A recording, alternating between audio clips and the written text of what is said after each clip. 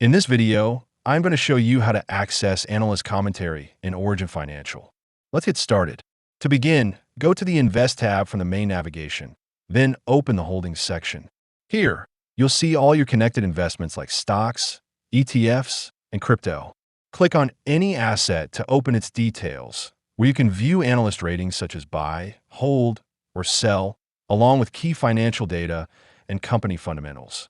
Another quick way to get insights is by using the Instant Insight feature. While viewing your holdings or browsing MarketWatch, look for the AI icon or sparkle symbol. Clicking it will generate a simple, easy-to-understand summary that combines analyst opinions, recent news, and market trends. You can also head to the MarketWatch tab and search for any asset. This section provides plain language summaries of what's happening in the market and what analysts are saying. Lastly, you can use the Ask Anything feature and type a question about a specific stock or asset to get real-time, personalized insights based on your portfolio.